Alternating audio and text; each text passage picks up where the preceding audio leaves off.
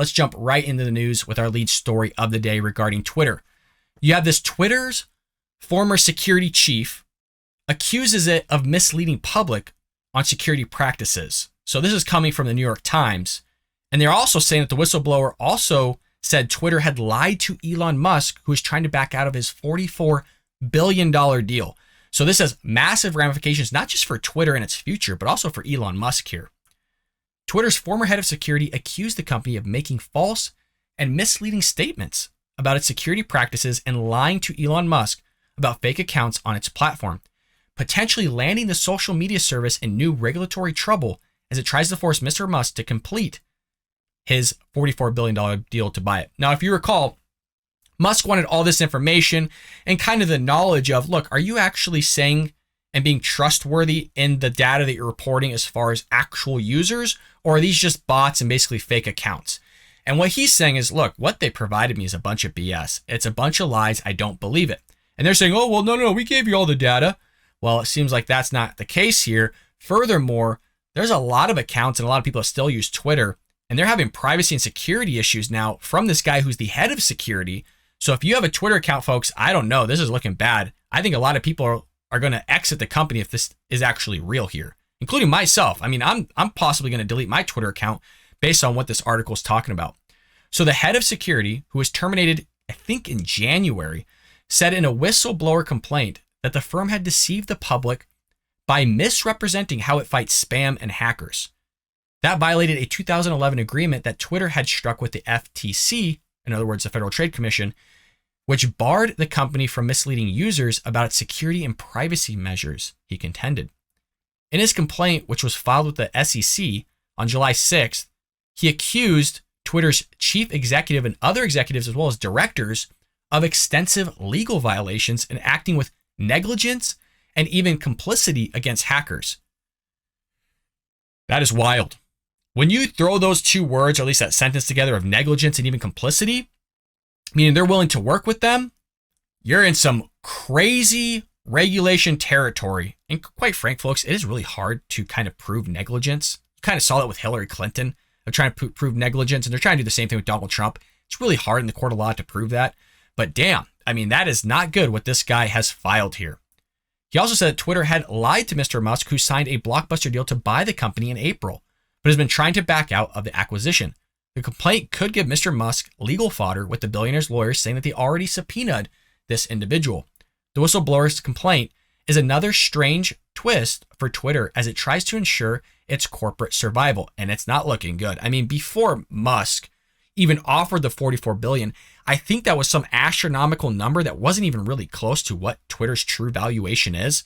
So this company's been going downhill for a while, so much so that they actually have to create bots to make it seem like they have a lot of active users, which they don't. The company, which is based in San Francisco, has been embroiled for months in a struggle with Mr. Musk, the world's richest man, as he has blown hot and cold over owning the social media service, raising questions about its future as an independent entity. At the same time, Twitter has been grappling with an economic slowdown and has cut costs. What I find interesting, just at the get-go, was Elon was willing to spend $44 billion to take over this company. And I understand there's a lot of things that were already kind of set and built for this company, and it's an easy quote-unquote acquisition. But I think if he would have just created his own social media platform, I think a lot of people would at least give it a shot, more of a shot than maybe even Parler or Donald Trump's Truth Social, because he would have probably attracted a lot more Democrats and independents than maybe Trump would have or Parler would have. So I definitely would have given it a shot. I would have checked it out. Let me know in the comments if you would have checked out if Elon Musk actually would have just created his own social media platform. It's kind of the same way if Musk created a cell phone service, which there's rumor that he is, like an actual cell phone similar to the iPhone or the Samsung.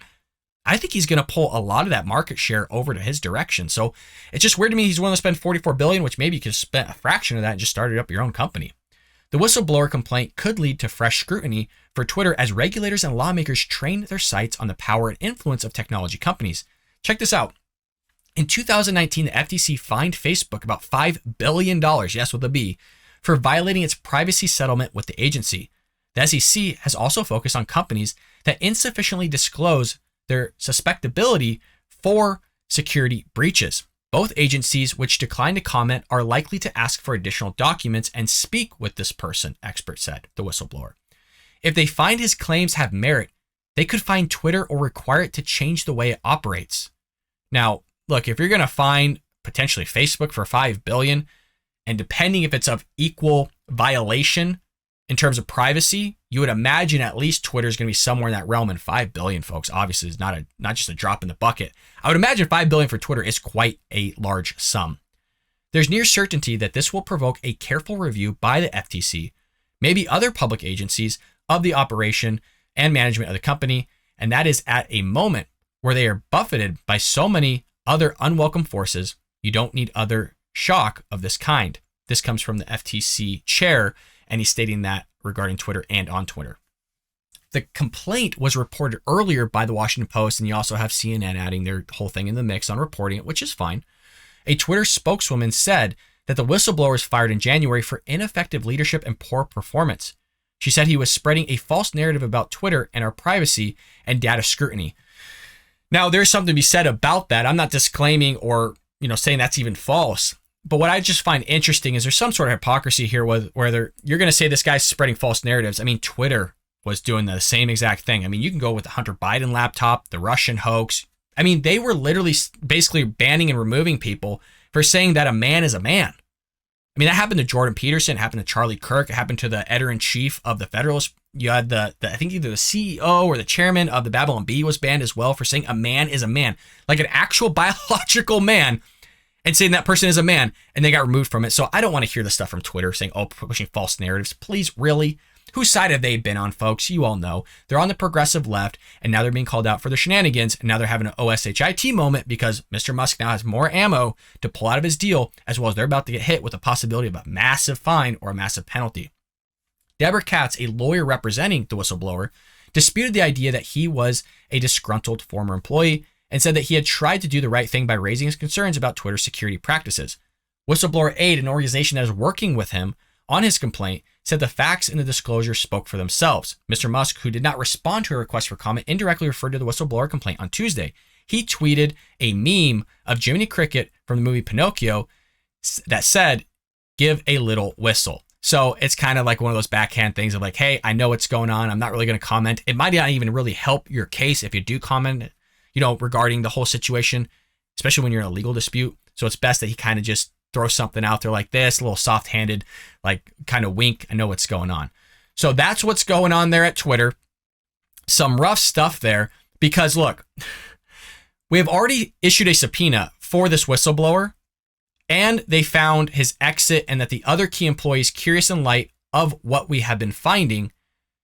This is from Musk's lawyer, but it goes on to say this, that the whistleblower, a well-known hacker who goes by the nickname Mudge in the security community, joined Twitter in late 2020 after the company was hacked by teenagers who impersonated prominent figures on social media service to accumulate Bitcoin.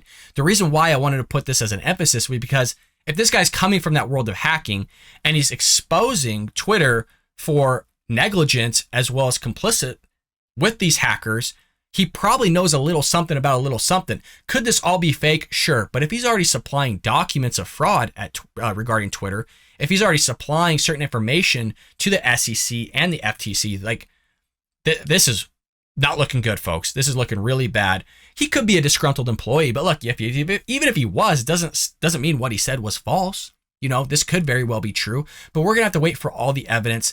I don't know what to believe.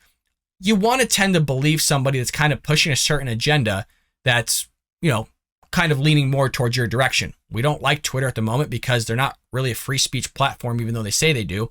Countless times they've banned or suspended Republicans and conservatives. We see it almost on a weekly basis. Whereas Iran, the Ayatollah stuff could still be on Twitter. I mean, you have terrorist organizations on Twitter saying crazy things. The progressive left are on Twitter saying crazy things. So I'm not a big fan on Twitter, which is why, honestly, I don't really use that platform. I think there's a link down below to my Twitter account. I rarely post. It's not worth it to me to hop on there when I can get my voice out here on YouTube or Rumble, or like I said, on any of the podcast platforms. Twitter is just a bunch of shenanigans in the same way TikTok is on just removing and banning Republicans left and right. Why waste all my time with a platform like that that's pretending to be one thing and is servicing and doing something completely different, i.e. what we just went over? Now you got this whole security issue. So if you're on there, folks, I would be careful with what's going on, because if they are being negligent and they are being complicit with hackers, it's not looking good for your accounts. I hope you enjoyed that clip from the Bald Brad Show. If you did, make sure to hit that subscribe button so you can stay up to date on all our future content.